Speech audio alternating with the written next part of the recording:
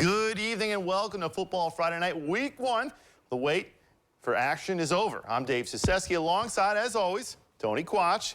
Dylan Tyson will join us later on. Tony, the Lima Senior Spartans, kicking off a new era with a new head coach and a fresh new conference. Can I just say one thing too, Dave? Week 1, man. It's finally here. Can you believe it? It feels like Christmas morning, man. It feels like Christmas morning. We're finally back on the gridiron. We're about to have a great season, so let's get right into it. Bill Lawrence looks to write a new chapter in the history of Lima Senior football as they begin year 1 in Toledo City League. Check this out, Lima Senior in the flats here. Check out this throw, Tony. Gets it out to the wide receiver. He stopped, but look at the will to try to get in here. Doesn't get in for the touchdown. But you know what? They're going to get a second chance. And on that second chance, they'll take it in for the touchdown, and they get the win, 36-31 to open up the season. Over to Bat Stadium where the Wildcats and new head coach Frank Russell host the defending D7 state champs, the New Bremen Cardinals. Talk about a tough first game here. But it's a new era of football for the Wildcats. Late first quarter, no score, with the Cardinals driving at the 25 when Keaton put off with a short pass to Rogan Muther, who gets a nice block by Aaron Tiemann, who allows Muther to get on the outside. He'll hit the Jets and get in for the touchdown. 7-0 Cards. Near the end of the quarter, though, same score, and the Wildcat defense coming up big with the hammer here. Jeremy James forces the fumble, gets the strip sack, and gets his own fumble recovery there. Bat defense tough all night. Second quarter, the Wildcat offense would wake up. Zach Welsh steps up in the pocket, goes over the middle to who? Skylar Lehman, who signals for the first down. Here comes the Bath Wildcat offense. Same drive, late second, and the Cats hand it off to Skylar Lehman again. Bursts in for the end zone to the touchdown there. And the Wildcats would go on and win 14-7 with one of the biggest wins in program history. To Kraft Stadium, where the Elida Bulldogs started last season with a 4-game win streak before losing their final 6. They look to snap that streak and get back to their winning ways, hosting the Rogers Rams. Late second, Dogs up 21-0 and knocking on the door for more. They feed David Etzkorn, who bullies his way into the end zone. Elida extends their lead 28-0. We head to the third, same score. The Dogs were barking on defense as Sam Maddox and Etzkorn combined for the tackle for loss. Dominant all night on both sides of the ball. How dominant? Check this out, Tony. Parker Krim busts through the line, lays the hammer down on the quarterback for this sack. The onslaught would continue on both sides of the ball. After a turnover on downs, the Bulldogs take over and feed Etzkorn again. He goes in for the score. Elida goes on to win 42-6. Wow, what a game, Dave. Let me talk to you. We got defending league champions duking it out in Allglades County. Defending WBL champion Wapakoneta plays host to last year's Division VI state titleist and 2022 MAC title holder Marion Local in our Football Friday Night Spotlight game. The Football Friday Night Spotlight game is brought to you by D&D Trucking. The Flyers come in tonight's game riding a 32-game winning streak, while the Redskins are putting their 12-game home winning streak on the line. Something has to give. First quarter, Justin Knopf hands the ball off to Kyle Oddie, and the senior moves the chains. That's a gain of 6, but it's enough for a first down. Moments later, Knopf fires the ball downfield. He connects with Oddie once more, and Oddie flies into the end zone. See what I did there? The 58-yard strike puts the Marion Local Flyers up 7-0. Wapak with the ball now. Caleb Moyer hands it off to Jace Nouse, who manages to find a hole in the Marion Local's defensive line. He gets the first down. However, the Skins would turn the ball over. Less than 3 in the first. Nouse launches the ball to Victor Hoscher. That's a 31-yard reception, and the Flyers go on to win a thriller, 29-26 is your final. We have another champion versus champion showdown. The defending NWC champs, Allen East, welcomes in the Blanchard Valley Conference titleist McComb into Goodwin Field. On the very first drive of the game, McComb shows off their defense as Brandon Shute intercepts the pass. Panthers take over on the 27-yard line. Later on in the drive, Chase Woodruff hands it off to Wilson Grubb, and he punches it in for the TD. McComb strikes first. They lead 7-0. Later in the quarter, McComb up by 14 now. Allen East looking to jumpstart their offense, but the Panthers get another interception. Hayden Ebright brings it back to the 25-yard line, and the Panthers keep piling on. In the second quarter, Woodruff hands it off to Grubb, and he strikes again. McComb rolls to a 42-7 victory. We head over to another Harmon Field. The Bluffton Pirates have been victorious in 11 of their last 12 season openers. Tonight, they play host to the Raiders from Benjamin Logan. Bluffton has a 35-0 lead in the second. Here's Gabe Mesa taking out this Raider for a loss. That sets up a fourth down as the Raiders have to punt. And on the ensuing punt attempt, it slips through the kicker's hands. Brady Summers is locked on his target, and he brings him down with ease. Bluffton takes over on the Raiders' 35-yard line. Then, Garrett Bogart hands it off to Noah Bricker, and the junior works his way into the end zone. Bluffton takes a 42-0 lead. In the closing seconds of the first half, Ben Logan decides to take to the skies, but that ain't it, Chief. Here's Quinn Eachus coming up with the interception. Bluffton goes on to win their season opener. 42-7 is the final. Coming off their first winning campaign since 2019, the Minster Wildcats with the 12-6 all-time series lead against Fort Loramie Redskins. However, it was to the skies here, 39-27 win last year. Fort Loramie will find receiver Cole Barhorse, who gets in the end zone for the touchdown, but in a statement performance for the Wildcats, they avenged last year's loss. Here's see quarterback Brogan Steffi scrambling in for a touchdown himself, taking it into the end zone and route 41-28 win.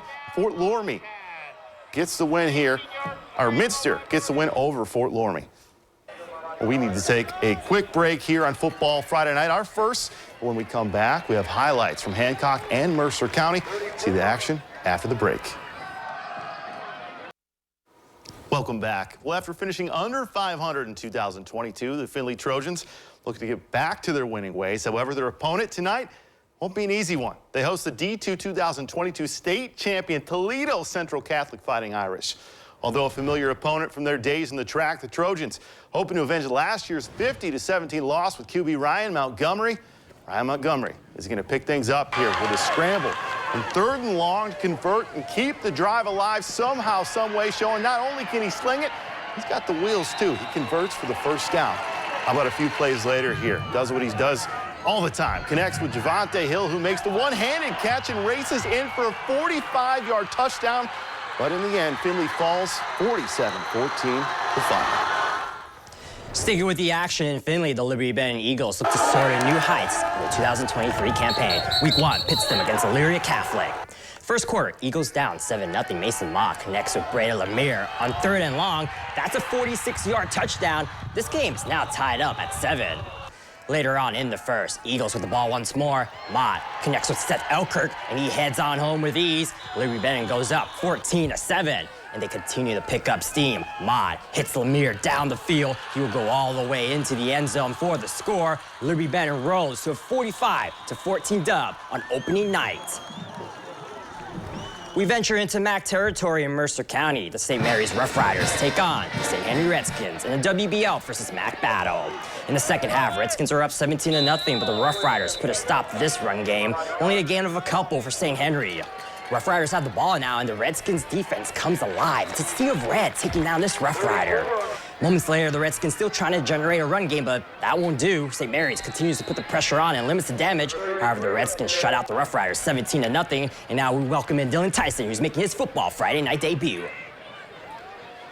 Thanks, Tony. Every year, Coldwater opens their season against the Kenton Wildcats. Tonight, these two teams met in Cavalier Stadium, a place where Kenton hasn't won since 2013. Coldwater is fresh off a 9-1 season, meanwhile, and just 2 years removed from a state finals appearance, while Kenton has won just 1 game in the last 2 seasons. Cavs get on the board first with a field goal. It's sophomore Bryce Calcott splitting the uprights for a 3-0 lead, but Kenton is in this game. Quarterback Corbin Johnson fires a perfect ball to Grady Kleeman Beasley, and the Wildcats are the ones leading early, 6-3. Coldwater is going to score next, but they still can't seem to find the end zone. Calcott threw, though, from 30 yards out, knotting it up at 6 apiece. But eventually, the Cavaliers find their stride on offense. Quarterback Blayland Blockberger unloads this ball. Talk about a cannon of an arm on that guy. And it's right into the hands of A.J. Hollamert. It's now 12-6 Coldwater in the second quarter. They go on to win it, 29-12. We got even more Friday night highlights on the other side of the break. Putnam County teams on the road and 2 Hardin County schools hosting opening night. All that and more when we return.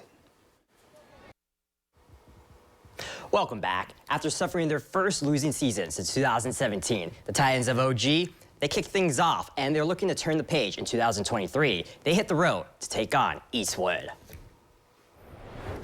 This will be the 6th season opener between the Titans and the Eagles. Ottawa Glandorf hasn't had the best luck against Eastwood, with their only win in that span coming in 2018. Second quarter, OG's down 7-6. But they get a big play here. Payne Kuhlman connects with Grant Schrader, who walks in for the score. Titans now up 12-7. Second half now, Titans down 14-12, but they do answer back. Kuhlman looks down the sideline. He finds Jordan Metzger for the score, and Otto Glandorf wins. Correction, they fall 21-18. Yeah, Tony, upper side of the valley traveled to meet their rivals in Ada for the first time since 2019 tonight. USV had not beaten the Bulldogs in any of those prior matchups, but they got on the board first tonight. Into the second half, though, it's 14-8 Ada, and on 4th and inches, USV had stacked the box, but Levi Green rolled out and found Kane Fisher wide open, making the catch and brought down to the 30-yard line. A couple plays later, Green slings it again, this time to Caleb Hickman, and it's for 6. Ada extends their lead 21-8.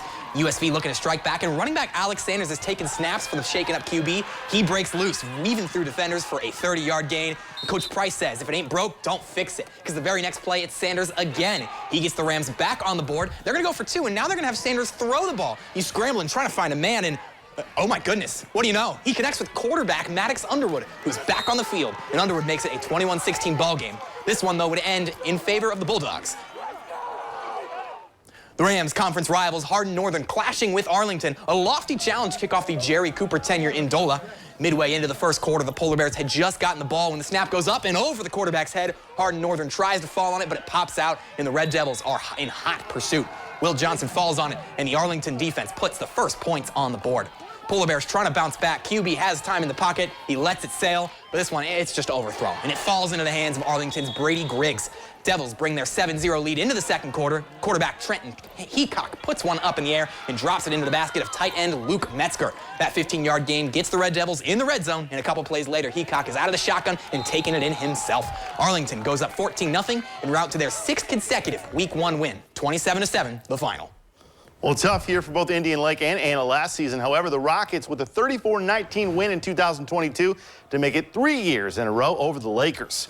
Second quarter, Rockets in complete control when Alex Shappy hands the ball off to Zach Osborne, who takes it in from 5 yards out. That makes it 35-6. Third quarter, Indian Lake's Burke Lillard hikes the ball and decides to take it himself for 15 yards to the Indian Lake 45-yard line as the Indian Lake gets the first down. However, the drive would stall out. Third quarter, Alex Shappy hands the ball off to Aaron Shappy, who plows downfield 16 yards for an Anna first down to the 22. Same drive, Aaron Shappy finishes off for the 15-yard score. Anna wins big 49-12. Here's some other scores from around Northwest Ohio. Van Wert wins big on the road against Bryan, 47-21. Wayne Trace edges out for recovery at home, 32-30. BBC foes meet in Arcadia as the Redskins came away with a 24-7 win against Corey Rawson. Spencerville with an opening night dub on the road against Ridgemont, 28-12 is the final. And how about them Tigers? WG wins huge on the road, 42-0 is that final score. And the Lehman Catholic Cavs blew out their former NWCC foes, 76-6 against Perry. A few more scores to get to tonight is Patrick Henry with a 39-0 shutout victory over Hicksville, starting the season 1-0. That's a big win there. Paulding also getting the win and the way the shutout as well with a 36-0 win over Swanton. A couple more scores. Salina shutout 26-0. Versailles getting that victory. And Fostoria picking up the 19-14 win. Wow. Wow, guys, I got to tell you, listen, we had a chance to talk to the coach of Bath there, and obviously Coach Russell. That may be the biggest win. I don't want to say the biggest win ever because I've only been here a year, but I want to say that's the biggest win that I've heard of. You're beating a defending D7 state champion. Also, hey, you had a question for Tony Quach? Oh, that's right. Yeah, I mean, look, Bath had a phenomenal night going 0-10 last year, winning their first game. But I know another guy who's, been through some tough times recently that had a big win tonight. Tony, I heard you took a big hit yesterday night. Hey, man. How are you feeling? Nothing like a little ice, a little Tylenol won't do the trick. But hey, shout out to Coach Richards for helping me out, saying he's got my back. And hopefully I won't get tackled anymore this season. And I heard you got someone checking in on you, too, through your... We'll check on them next week, guys. That's all the time we have. Appreciate everybody out there. Come back and watch us next week. Week 2, Football Friday night.